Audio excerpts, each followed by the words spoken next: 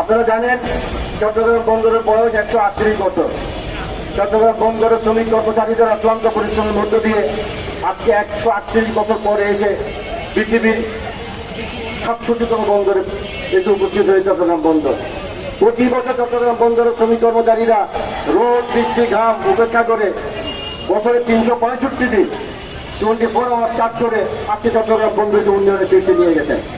আজকে চট্টগ্রাম বন্দর বাংলাদেশের একমাত্র সমুদ্র বন্দর, যে সমুদ্র বন্দরের মধ্য দিয়ে বাংলাদেশের মোট এক্সপোর্ট ইম্পোর্টের 94% হয়ে থাকে। চট্টগ্রাম বন্দর একমাত্র সমুদ্র বন্দর, যে বন্দরের মধ্য দিয়ে 98% কন্টেনার হেঁটে হয়ে থাকে। আর ওই চট্টগ্রাম বন্দরের হৃৎপিণ্ড নিউ বোরিং কন্টেনার টার্মিনালকে এই সরকার ক্ষমতায় এসে ফ্যাসিস্ট হাসিনা সরকারের এজেন্ডা বাস্তবায়ন করতে গিয়ে কোন স্বার্থে কি কারণে বন্দরকে বেসরকারীকরণের পক্ষে পদক্ষেপ নিয়েছেন আমরা জানি না।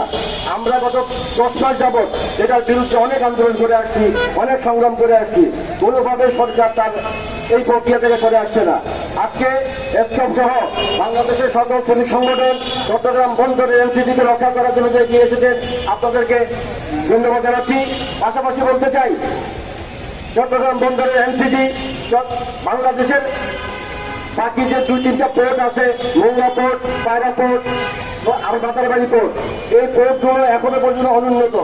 সরকার যদি কোনো বিনিয়োগ চায়, বাংলাদেশের উন্নয়ন চায়, বন্দরের উন্নয়ন করতে চায়, ওই সমস্ত জায়গাগুলো আমাদের রয়ে গেছে। আপনার পায়রা বন্দরে যান, মোংলা বন্দরে যান, মাতারবাড়ি বন্দরে যান, বে টার্মিনালে যান। চট্টগ্রাম বন্দর ট্রেন বন্দর উন্নয়নের জন্য 1টি টাকাও কোথাও ইনভেস্ট করতে হবে না। চট্টগ্রাম বন্দরের উন্নয়ন চট্টগ্রাম বন্দর নিজেই করে থাকে। বরং চট্টগ্রাম বন্দরের টাকা দিয়ে পায়রা বন্দর নির্মিত হয়েছে, চট্টগ্রাম বন্দরের টাকা দিয়ে মাতারবাড়ি বন্দর নির্মিত হয়েছে, চট্টগ্রাম বন্দরের টাকা দিয়ে বে টার্মিনাল নির্মিত হচ্ছে। ফলে এই চট্টগ্রাম বন্দরকে বিদেশিদের হাতে তুলে দিয়ে বাংলাদেশের কোনো ক্ষতি করবেন না, বাংলাদেশের অর্থনীতির ক্ষতি করবেন না।